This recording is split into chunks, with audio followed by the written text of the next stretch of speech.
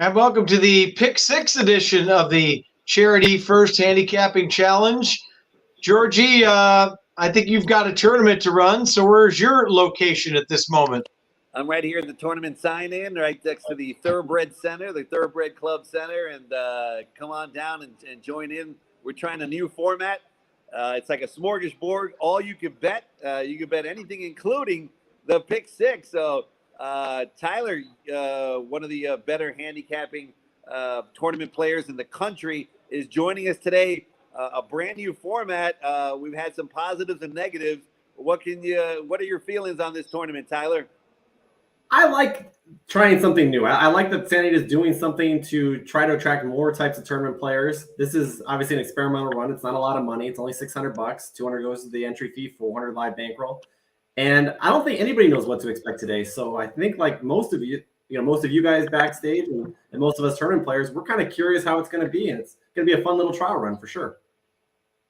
Yeah, I think it's going to be, we were talking about it last night a little bit with Seminar Skip, like you said, very interesting because you guys are all used to certain formats, and it'd be very curious, especially the seasoned veteran guys, how they play this or whether they play it differently, and kind of the structure of the tickets, right? Because just questioning for you, do you always have a price in mind when you play the other formats? Like you won't play anything unless it's a mandatory type of thing. I know that tournaments are different, but like you won't play anything under 5-1, or what's your type of strategy going into tournaments?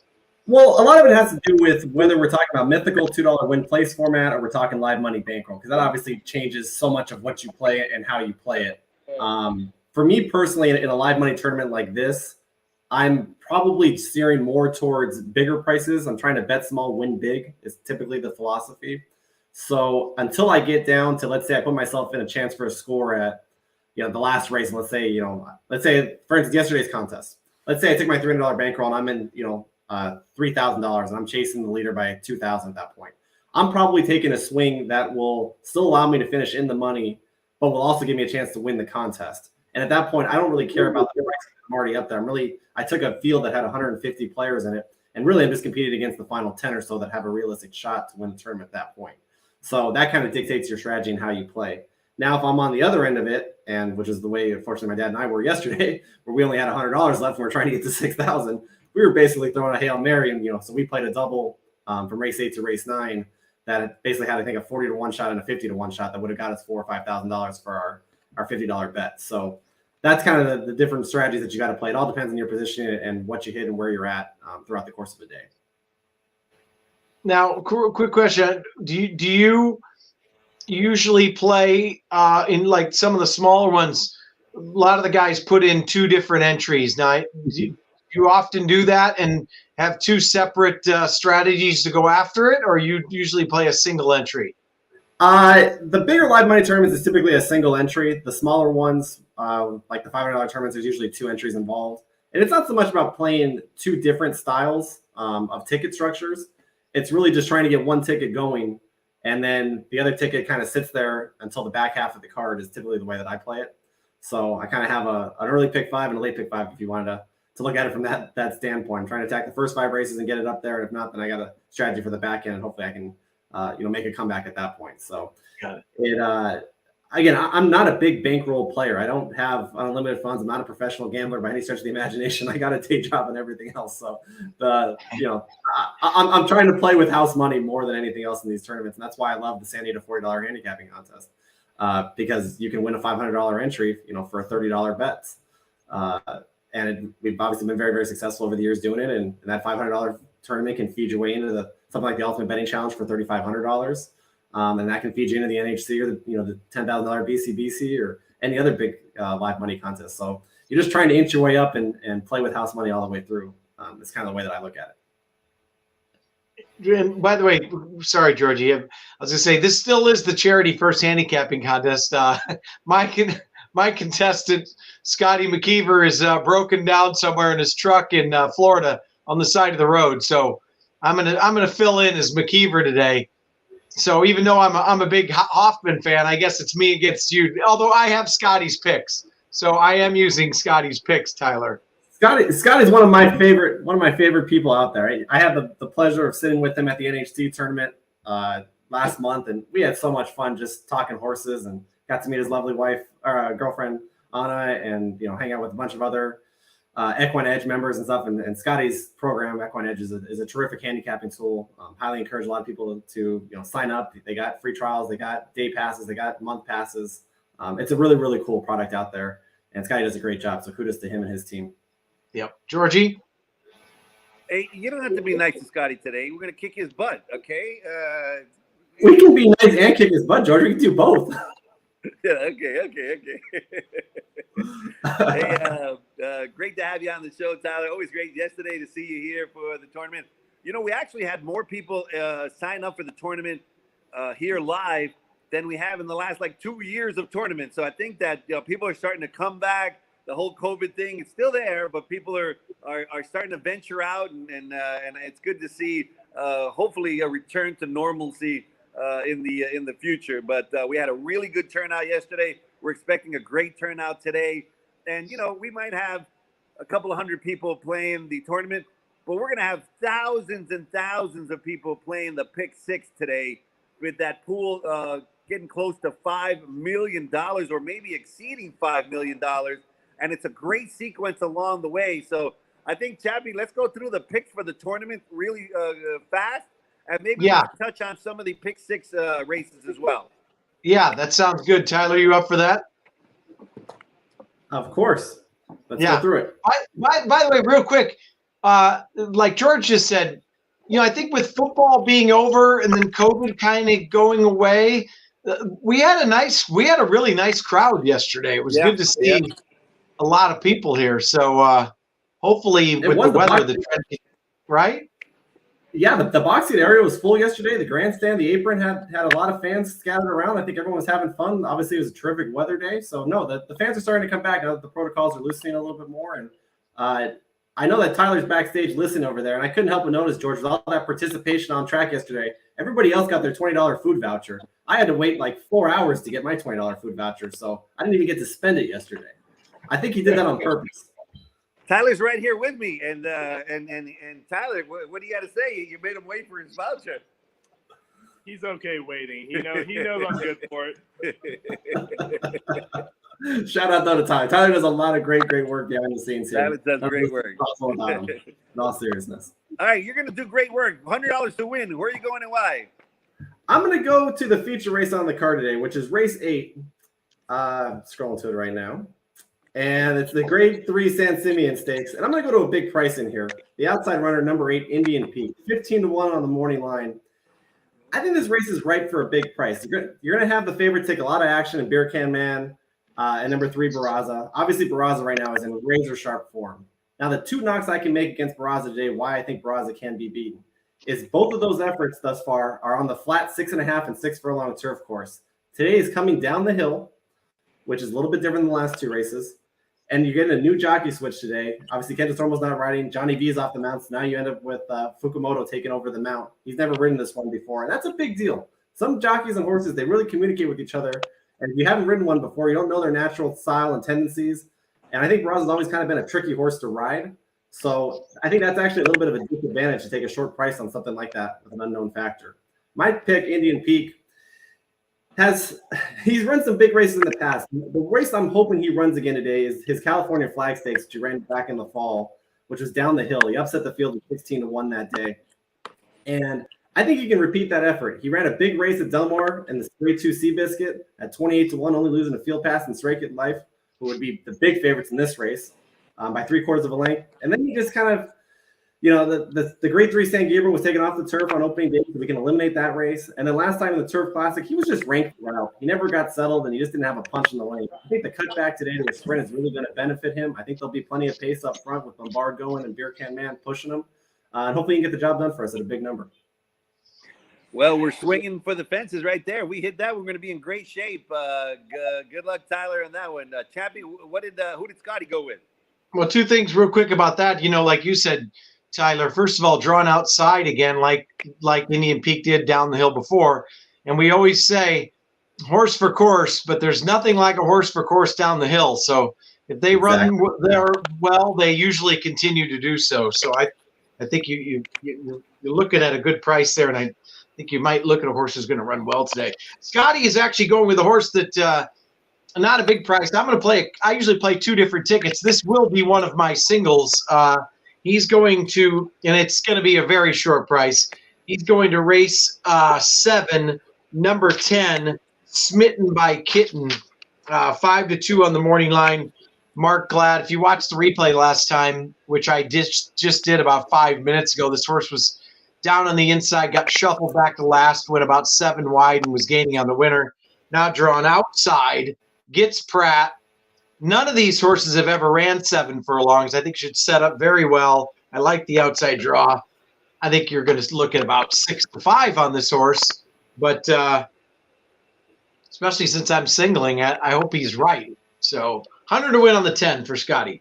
Chappie, what do you make of that runner's strategy? Is she won wire to wire when she won? Then I think she just broke slow, so she was forced to come from off the pace. Is this a front runner or an off the pace runner? What do you see Smitten by Kitten to be? I think she can be very tactical and do anything she wants, because the last time, if you watch the race, they shoved a little bit to get into position, but they weren't trying to make the lead. And then Pratt started to back off a little bit when they were going fast early, and then he kind of got in a tight spot and backed off. I'm sure Tyler watched the replay, but I think this horse is versatile, and especially you got so many options from out there. They can go if they want. If nobody else does, I see this horse sitting probably, 3rd, 4th, mid-pack early. Tyler, I don't know what your thoughts on that are, but that's what I mean, there's plenty of inside speed in that race with Mucho Woman's got to go from the rail. Oh my God, it's just probably gonna be OMG. It's just probably gonna be forwardly placed. Delta Wind's got to be going for Sadler. So I probably see a 4 wide, outside coasting trip. This race was run at Del Mar at 7 furlongs, where in sprints that outside post position is such a huge advantage. I'd say it's almost a lock. Santa Anita thus far has been pretty good to inside speeds. That's really my only concern with Smitten by Kitten, because she is going to be hung out a little bit wide. But again, Flavien Prat puts everything in the right position. He just doesn't make a mistake. And as a gambler, it is so irritating because he's always the favorite, it seems like, and he just doesn't ever let a lone speed go. And if there's a pace low front, he's far enough off it that he doesn't compromise his own runner. And we talked about that last night, Tyler. It's just, he's always in the right spot. And, no offense to anyone else, but yes, he gets on the best horses a lot of times. But the guy is he's the best out here. There's no question about it. No, when the money's down, there's nobody I want more than Flavien Prat on my horse. And I mean that against any jockey in the country. And that's no offense to the Ortizes and the Rosarios and everybody else out there. I just think that Flavien Prat is that good. And he can ride anyone. He can dominate any colony anywhere in the country. Yep. Flavien Prat always puts him in the right spot, unless I happen to single him, and then somehow he finds a way to put him in the wrong spot. Anyway. That's because you mushed him, George. That's not Flavien's fault. That's yours. Exactly. It could be. It could be. All right, we got an exacta to go with. Tyler, where are you going with your exacta? We're gonna implement the same strategy we did last time, and we're gonna take a chalk exacta early on in the card to put the pressure on Scotty and Chappie, George. So we're going to go to race 2, which is a maiden claiming $50,000 field going 6 furlongs on the main track. It's a 5-horse field. There's not much in here, and we're not going to try to overthink this race. We're going to exacta box the 3 Big Impact with the number 4 Big Splash. They're the 2 straight maiden droppers in here. They're both working well. Big Splash last time didn't do a whole lot riding on the turf back at Del Mar. This one looks to be a better dirt sprinter anyway by pedigree. So I think we'll run a much improved race, get to the late 6. Good workout report by Toby's Clocker report. Big Impact should be the speed in here. The drop should help that horse immensely. So we think they run 1-2 for a short price exacta that we'll have $50 50 times. All right, we have a big exacta with Big Impact and Big Splash that may not pay big money, but it could give us a big lead. So Chappie, where's Scotty going? Well, let's put it this way. Scotty is definitely smitten by Kitten today, because he's basically putting all his eggs in one basket. And I think he's done this before on the show. So right. If the 10 wins, he's got a good shot. If the 10 loses, Well, I'll be making the tiebreaker pick for him, and hopefully I'll come up aces because he's going with back to the 7th race, and he's doing a $50 exacta, the 10 keyed over the 7 and 9. So smitten by Kitten on top, all dialed in, who won impressively by 10.5 the last time, and then Smooth Like Butter, who often kind of Runs second to everything. Lops up into the exacta and the try quite often. 1 win in 24 starts, but has ran second and third 11 times. Georgie? That sounds like a good pick there for Scotty. And again, many people, not only in this tournament and other tournaments, Tyler, tendency to put all their eggs in one basket, kind of swing for the fences. That's a strategy that's used in a lot of tournaments as well, right? It is, because the game is so hard. You're only going to be right a couple times on a card, so when you are right, you have to make it count. And so there's no point really trying to spread out all over the place and try to nibble here and nibble there. When you have a strong opinion, you got to go for it, and you got to hammer it each way. You got to hit the exacta, the win bet, the double, especially in a tournament like yesterday's format. You know, we only have $300 to play with. You have a finite bankroll, so you have to be precise. And you have to give yourself a chance for a score. And that's the best way to do it, is to key everything to your strongest opinion. Yeah.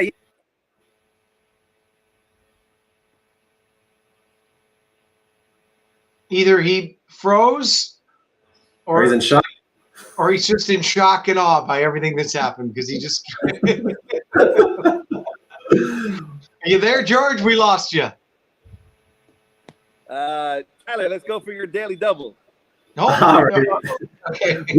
We're going to go with trying the same type of strategy as Scotty. We're going to start in the San Simeon Stakes, which is the race 8 on the card. And we're going to play a $50 double with number 7, Bombard, and number 8, Indian Peak, who was our $100 win bet. 2, the chalk in race 9, which is number 7, Ruby Ray, who I really liked off the tape last time. That was a very, very nice effort for Ruby Ray. First time on the turf. I ended up in a little bit of traffic heading into the far turn.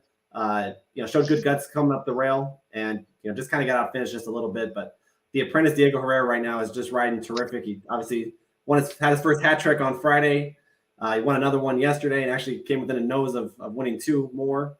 So he's riding with a lot of confidence right now, and I expect him to send Ruby Ray from the start to be up there as part of the pace, and hopefully we'll get the job done for us to complete our double. In race 8, we've already kind of talked about why I like Indian Peak. Bombard, the 9-year-old gelding, I think is the speed of the speed in this race. And the one thing we know about Papa Mandela is that he never puts a horse in a spot that he doesn't think is realistic. So the fact that this one returns off of a 5-month layoff in a grade 3 tells you he thinks Bombard is ready. Doesn't think that he's lost a step at this point in his career. He's no doubt is the speed of the speed in here and will be the one to run down as they cross the dirt. So I think if Barraza and Beer Can Man are going to take a lot of money in here, Bombard, I think, will be kind of the forgotten third choice. Probably goes off a little bit higher than the morning line. And when we have a lone front runner at 5-6 to 1, that's really, really hard to pass up. So we'll take Bombard and Indian Peak to Ruby Ray to complete our $50 double, 7-8 with 7. Bombard obviously loves the course. 6 tries, 4 wins over the tricky downhill Verdant. And does it bother you at all that Pratt abandoned him to go to Beer Can Man? It does not bother me because it means we get value on Bombard. If Pratt was on Bombard, we wouldn't get any value. JJ right now is riding probably about as well as he has in his career. He seems to have really settled into the Southern California circuit. I like him on a front runner. I like him on a horse that he'll have a loose lead with because he's able to kind of save something typically coming for home. So I think Beer Can Man's the one I really don't like in this race just because I don't know that this distance is his preferable one. I actually like him better at the 5 furlong Del Mar turf sprint. So that's kind of why I'm against him today, even with Flavian Pratt, even with Diamano and Little Red Feather and all of the accolades that come with those connections. I think we take a chance to beat Beer Can Man today. I think one thing that's interesting is that you said that makes a huge difference. First of all, you're going to get a price because Pratt jumps off. Second of all, people look at that and say, oh, it's a 9-year-old coming off of a layoff. And the big point you made is, and I mean this seriously, there is no one, and you said this, I would trust more than Papa Mandela. When he puts him in a spot like this, they're not here prepping. They're ready to go. It doesn't matter that they're 9. He would never put them in a spot if they weren't ready to run and ready to win a race. Exactly. He's incredibly realistic with his placements, and the effort that this one has put forth over the years. He's always been a very consistent, hard-knocking runner. I loved his Daytona performance last year in the spring. That was May 29th of 2021. He was all guts in that race on the front end. Looked like he was in deep water a couple different times and just wouldn't allow himself to be headed in here. And I see something actually probably pretty similar happening today if he hasn't lost a step. And that's the big question because he is a 9-year-old now. But I like his chances to take the field gate to wire. All right. Is McKeever still smitten on Kitten for the Daily Double? He's very smitten on Kitten. So what my equine edge system tells me is that smitten by Kitten's going to win. And we're going to do a double to one of the horses Tyler does not like, and that is the 4 Beer Can Man. And also what will be the likely post-time favorite, Barraza. So 10 to the 3 and 4. So it's all comes down to smitten by Kitten. All the eggs in one basket, George. And it looks like race 8 is going to be a key race since they both got 2 runners, but both of them are different. So really interesting. Just goes to how tough the San Simeon is. And for everybody playing the pick 6, how tough it's going to be to come up with the pick 6 today, because the Sam Simeon looks like a wide open race. 5th race with $10,000 claimers. That's an impossible race to come up with a single. So a lot of tough ones along the way. In race 4 starts it off. That's going to be right around.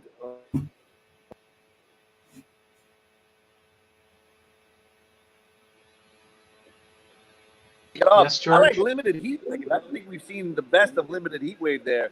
But again, some tough races along the way. Yeah, we still got to do the tiebreaker, by the way. Don't forget. Oh, tiebreaker, right.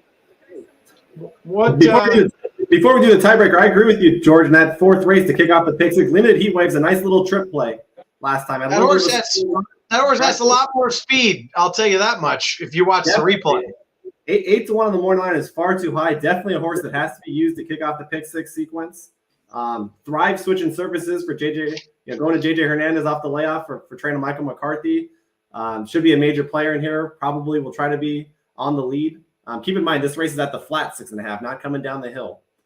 And I'm going to give you guys a bomb that I found that I'm kind of a little bit excited about. What'd you say, Chappie? The 6.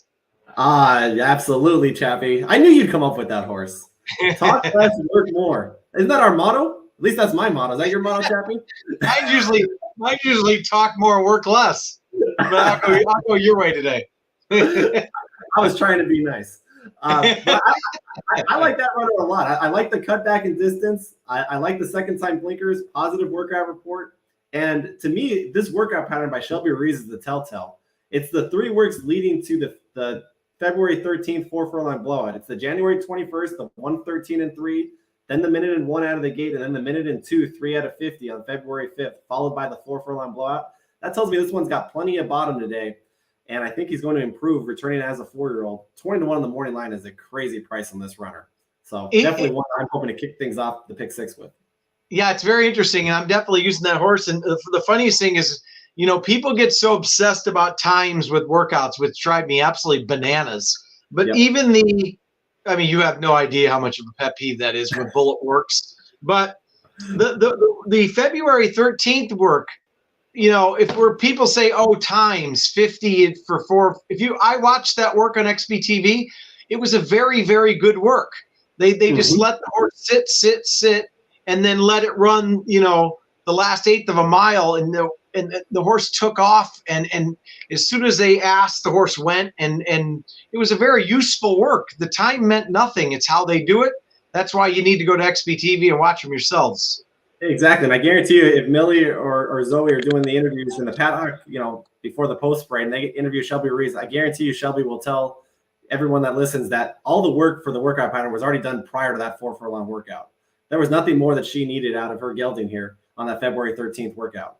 So I think there's a live bomb in here, and certainly be a spicy way to kick off the mandatory pick 6. All right, real quick, George, we had this debate last night because the 5th race is just such an interesting race. So My contention is it's either because there's so many questions to ask about Rain Diva, who's 3 for 5 at Santa Anita, stumbled the last time, the big drop here. I don't think this horse needs the lead because A, I watched it work and it was very relaxed in the work, and B, the horse is drawn the inside almost every single time it's ever ran. Now, it wouldn't surprise me if this horse wins by 5 or runs 8th up the track. But I clearly think this is the horse to beat, but there are question marks. And I bet Skip and Georgia Beer Game that this horse would finish in the top 3. What are your thoughts on it?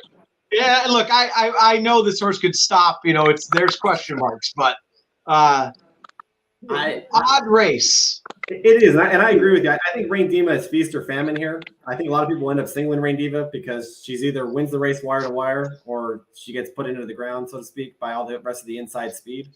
Obviously, last time she stumbled and bumped at the start, then rushed up, and so you can pretty much draw a line through it. But the connections drop it to the lowest that she's run in a long, long time. She's going to have to deal with a bunch of pace pressure to her inside. I don't see her laying off and winning. She has to go wire to wire, in my opinion. If she's off the pace, she can't clear that opening quarter, I think she's done. With that said, I think I have to use her. But I'm going to bet you both a beer she doesn't go to the lead. Oh, wait, she doesn't go to the lead because they're going to intentionally take her off, or because she's not fast enough to get the lead? She doesn't try for the lead today. Oh, I'll bet that. Okay. And this can't be an Eddie Logan beard. Disagree It's with a concession beard, Chappie. We know if they send and don't make it, and I know where you sit. I'll bring it down later. But I like that. You're on, Chappie. You got a beer bet there. Tiz Toffee is the one I keep coming back to. I'm not sure what the trip is. I think it's similar to the April 25th victory where she won it 9-2 with Kent. But she's 4-12, winning at Santa Anita. She's 8-12 in the money. She's 3-4 at the distance. Those are all incredible positives to have.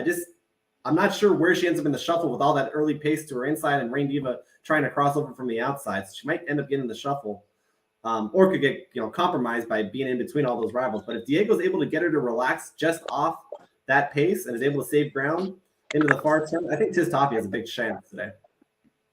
And Rosemary Trela knows what she's doing, and she's the owner of that horse too. Mm-hmm. And like you said, he's riding very well. He could sit into a very nice spot there, unless, like you said, gets shuffled way back to the back of the pack early. Georgie, hey, let's get to the tiebreaker because we got like a minute or so left. Let's get to the tie. Okay. To spin the wheel, baby. What race we're going in? I have no idea. It's what about 5 or 6? 4, 5, or 6. What about? Okay, let's do race 5 then. How about that? You good with that? Tyler? Oh yeah, it doesn't matter who goes first. We kind of know who's going to be the pick. So this is a spin. He's not going to pick that horse anyways. Go ahead, Tyler. I feel like I got to give him Rain Diva. He did this on purpose for Scotty. No, we can go. George. We can go race 4.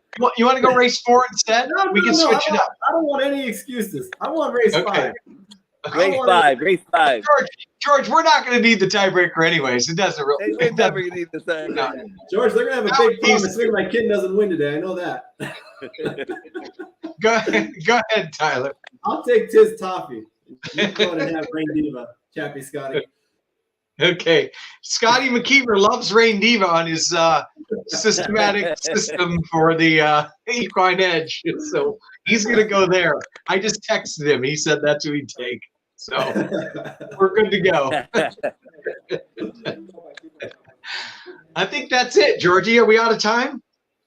That's it. We're out of time. Take it away, Tyler. All right.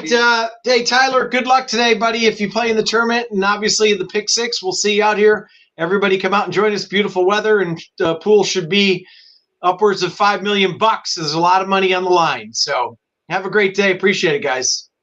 Thank you. See you, bud. Later. I'll see you out here. Later, Jeffy. Yeah, I'll see you in a little bit.